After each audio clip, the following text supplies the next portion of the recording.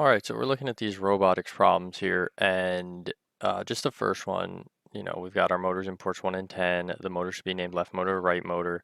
But before I do any of this, I'm going to just write down a flow chart of what's going to happen in this program. And this is really a good way to kind of look at things. So when we're flow charting this out, uh, we're just going to start adding things in. So the first thing in here is we should have a left motor that is spinning clockwise. So that's my abbreviation, left motor and clockwise for clockwise. And this motor is going to be on for 2 seconds. So I'm gonna use this as my delay because it says delay. So 2 seconds. And then we go down again, and the left motor stops, and it's going to delay. If I'm dragging this down again, we're going to have another delay of 1 second here. So this takes us, if we're looking at this, the motor runs first for 2 seconds and stops for 1 second.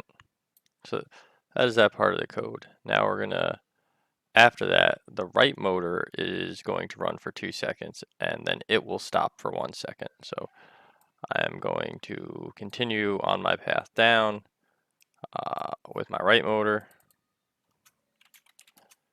Right motor, once again, it is clockwise, and I'm just going to drag this down, and we are going to do 2 seconds again, and I'm just going to do one of these with this. So trying to keep it all on one page. Let's scrunch these timers down. Try to give us some more space here.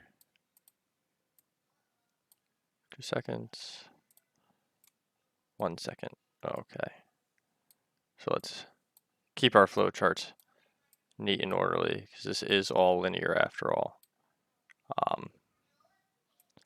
And yeah, so, and then our left motor is going to terminate with stop. So our right motor is stopping now.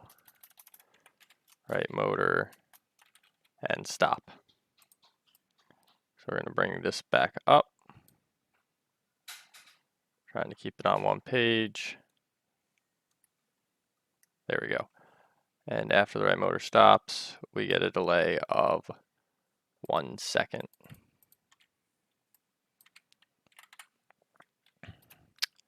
And we're just going to scrunch this back up in here. And after this 1 second, we're just going to drive on down. And it's saying then both motors will spin for 2 seconds and come to a stop. And that'll end the program. So we're going to have left motor clockwise, and then directly under it, we would program in the right motor. Right motor clockwise.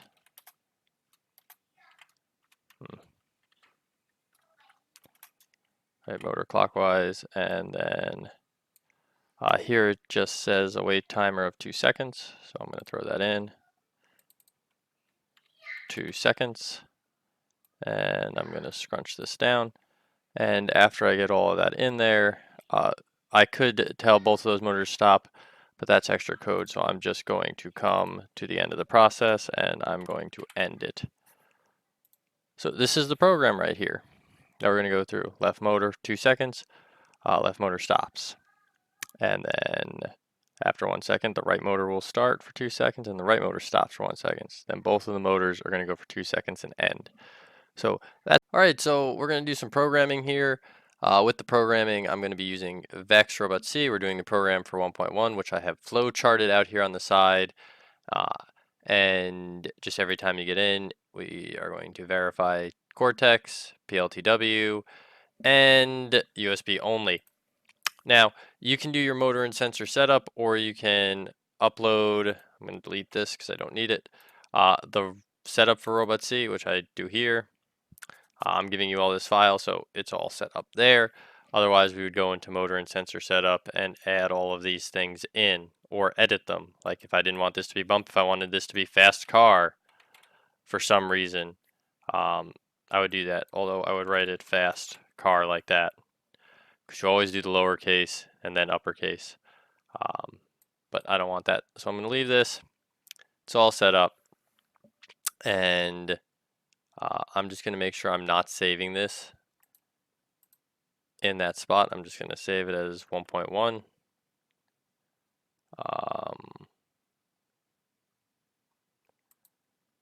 Save. Okay, so I got 1.1c going on here, which should work. And just with every program, you start by making comments. So to make comments, you do 2 forward slashes. These will appear green as they do up here. They do not affect your program at all. And I'm just going to say start left motor for 2 seconds, then stop motor for 1 second. I'm just going to close off. You do not need to do this at the end. I just like to. So that would bring us boom, boom, boom, boom to there. To do the program, I go to natural language, I go to movement, and I go to start motor, which I drag down. From here, I just need to fill things in. Motor port would be left motor, and we'll just say the speed is 95. If I wanted to spin the other direction, I'd say negative 95. But we're saying clockwise is correct there. The next I'm going to do is wait, so I'm going to go to wait time.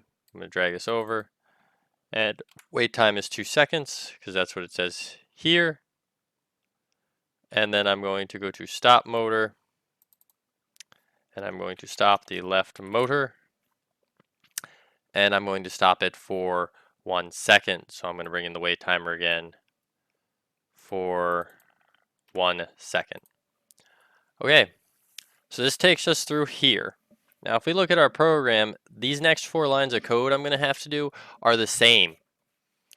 Being that they are the same, I am just going to copy all of this, and I am going to paste it. And in doing so, all I need to do is anywhere it says left motor, I just change it to right motor. And that is a beautiful thing about coding this way, is you can borrow what you've already done. So I don't have to take all the time to put in all of that program. I can copy and paste and just change a few variables. So now we got right here, start right motor, wait for 2 seconds, right motor stops, and wait for 1 second. All in there nice. The last bit of comments we are start both motors for 2 seconds, and then end the program. Okay, so the next thing I'm going to do is I'm just going to go to start motor. I want this to be here. And you know what? I don't even have to do this. I can just copy both of the motors I need, because that's faster. Copy, paste, copy, paste, and it says for 2 seconds. Copy, paste. And right here we've got everything we need for the program. It follows everything in our flowchart here, and it's going to get us through our day. Now, some other things to note: everything that happens in the program happens between these braces. So without these braces, it wouldn't work. Also, typical things you do in a program are you always want to bring stuff over from the braces. So I would typically, everything at the same level, I would bounce it out just a little like this. This is good procedure. You want to indent. So now we know all of this that's on the same line is going to be functioning the same way. If I had something else in here, like if these were running inside of something, they would be indented again. So that's just nice. Makes your code look nice. It's what I'm expecting. I do not want all of your code over on the side. So you would indent everything equally. If we had another thing running, for example, if we had some kind of if statement in here, like this, I want one that's got everything. Like this, the statement, we would have if, and then you notice we've got the statement here, and the statement here, so it gets indented again. We will not be doing that with this program, but just something to start thinking about. So the last thing we're going to do before we compile the program is I'm going to save it, and I'm going to go to compile program. It has compiled. There are no errors we can see. And there's kind of two kinds of errors we got. We've got little errors, like if I did this.